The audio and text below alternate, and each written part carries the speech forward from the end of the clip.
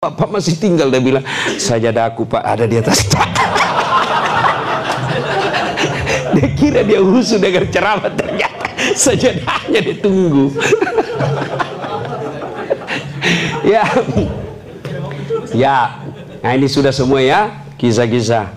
Ya, buat penutup, ya, buatlah penutup, dan penutup itu kesimpulan dari semua yang kita sampaikan.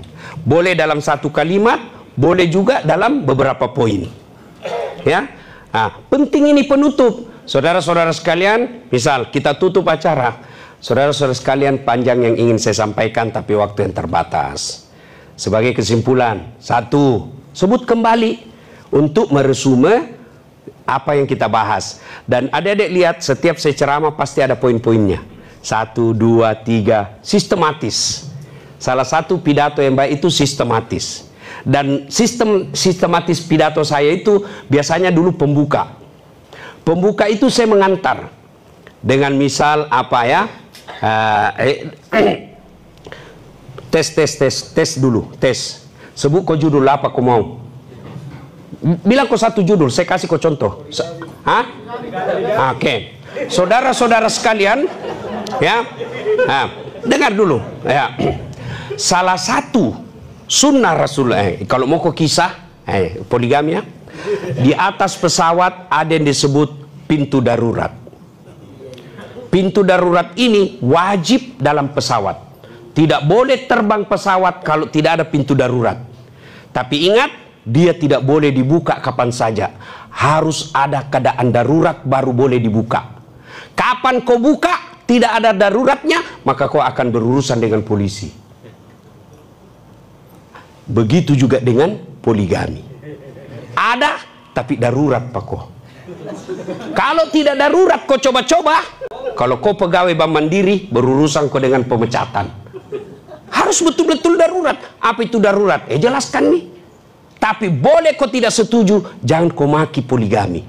Karena itu adalah sunnah bagi orang yang mampu. Berapa gajimu? 2 juta. Jangan kau cari masalah. Itu ya, jadi kasih dulu pengantar, jangan langsung masuk. Ada pengantar dulu, ya. Sudah masuk. Kalau ada ayat 1 bagus. Contoh, saya kasih lagi judul ceramahku, Rahmat Allah. Tanya dulu. Setiap orang Islam, adik-adik, mau tidak dirahmati Allah? Mau Ustaz. Tapi ingat, tidak semua orang yang mau dirahmati Allah pasti dapat rahmat Allah. Hanya memenuhi syarat. Kasih contoh. Terbuka pendaftaran Bank Mandiri. 1000 orang yang mendaftar. Apa semua 1000 yang mendaftar itu otomatis diterima? Tidak. Harus yang memenuhi kriteria syarat dari Bank Mandiri. Apa kriterianya? Ini. Begitu juga dengan rahmat Allah. Nah, sekarang pertanyaan, bagaimana dengan rahmat Allah? Apa syarat-syaratnya? Pertanyaan inilah yang kita akan jawab pada tausiah kita pada taklim ini, yaitu syarat mendapat rahmat dari Allah Subhanahu wa taala. Ternyata pertanyaan ini Allah telah jawab dalam surah Al-Baqarah ayat sebut sudah masuk. Mengantar pertanyaan, jawaban, kesimpulan. Kalau ini kau lakukan, percaya tidak mungkin orang tinggalkan kau dengar ceramah. Ada yang tinggalkan? Ada, mau sekali berak. Ya, dah. Nah, adik-adik sekalian, berikutnya. Nah, ini hambatan-hambatan dalam dakwah. Gugup. Biasa itu. Ciri-cirinya gugup. 1, mulut kering. Kemudian kaki bergetar. Ya, 2, tangan bergetar. Pegang kertas, kelihatan itu tambah kelihatan. Tambah kau lawan, tambah keseras. Nah, ya. Tidak fokus, respon audiens rendah. Nah, sekarang apa solusinya? Pertama, latihan. Latihan.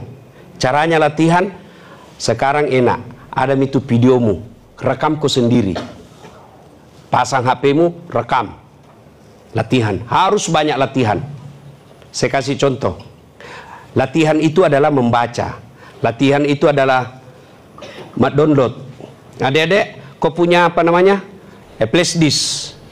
flash disk baru, buka, ada isinya?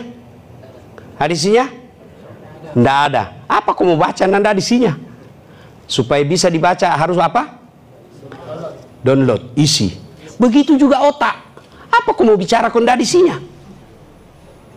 Maka begitu kau dikasih tema, apa temanya? Ini, download kau. Dan sekarang hanya orang malas yang tidak mau pintar. Dulu kita, zaman saya SMA, mau belajar buku, nggak ada buku. Ada buku bahasa Arab, nggak ditahu artinya. Sekarang ada semua ada namanya meta. Tanya aku itu meta. Saya tadi malam contoh saya lupa itu apa namanya tempat pertemuannya kafir Quraisy. Saya tulis nama tempat pertemuan kafir Quraisy, langsung keluar, lengkap dengan gambarnya, lengkap dengan sejarahnya, apa dia bahas dalam itu. Darun Nadwa. Itu sekarang orang betul-betul malas. Tapi kalau kau andalkan ini bahaya. Kapan? Ketika kau tiba di suatu tempat dan jaringan lemot. Mati mau kita. Ya, maka adik-adik sekalian, saya kasih contoh. Saya kan mengajar public speaking. Ada anak mahasiswa, nah bilang, Pak, lebih baik saya disuruh berkelahi daripada suruh pidato, Pak. Nggak bisa sekali ke saya, Pak. Nggak lulus kok itu. Baik, kasih 2 kali nih kau ambil ini, Pak. Oke, kalau begitu keluar kau dulu. 15 menit, keluar. Lihat kau baik-baik semua apa yang kau lihat, kau lewati. Sudah itu masuk. Sudah, Pak. Masuk kau. Kau pidato. Nggak bisa, Pak. Cerita kau apa yang kau lihat tadi. Baru dia tahu. Assalamualaikum warahmatullahi wabarakatuh. Tadi saya keluar, saya lihat ada orang kayaknya bertengkar dengan pacarnya. Kenapa saya? Karena saya lihat menangis itu perempuan. Mulailah dia tahu ngomong. Kenapa? Ada misinya otaknya. Bagaimana kau membicarakan dari si otakmu? Maka baca. Kelemahan kita para penceramah, termasuk saya, karena kesibukan jarang membaca. Padahal kita harus baca, install, kita ulang, otak kita harus diisi. Nah, caranya adalah nonton para pendakwah. Saya ini Ustadz copy paste. Saya nonton Quraish Shihab, Gus Baha, Adi Hidayat. Lalu saya sampaikan dengan gaya saya sendiri. Enggak, kenapa kalau dicontoh materinya? Enggak apa-apa. Cuma jangan sama persis. Kalau sama persis, orang pasti nonton aslinya. Ngapa ini KW, ini asli ya? Masuk akal semua tuh. Ya, kemudian bahasa ringan, ya, libatkan audiens. Ya, seperti ini, kau tidak sadar saya libatkan semua toh. Kadang saya tanya, itu penting supaya apa? Perhatian audiens tidak lari.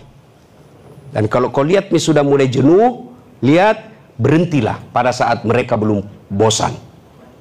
Ya, nah adik-adik sekalian, apalagi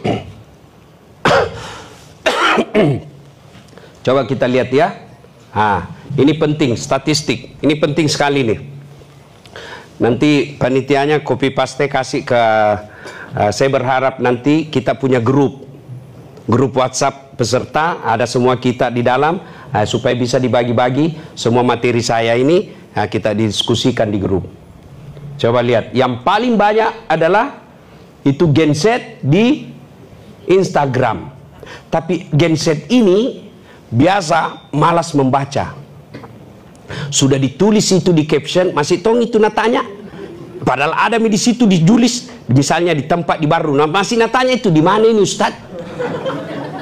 Itu Gen Z itu. Kalau Facebook kelebihannya umur seperti saya, Pak Atta pasti punya Facebook, Pak Arman Arfa pasti punya Facebook, generasi orang tua, generasi seperti saya. Tapi eksis itu Facebook, eksis, dan rata-rata tingkat pendidikan ke atas, menengah ke atas. Beda ini kalau Instagram, apalagi TikTok. Oh, itu TikTok biar anak SD ada di dalam. Lebih banyak. Kalau mau yang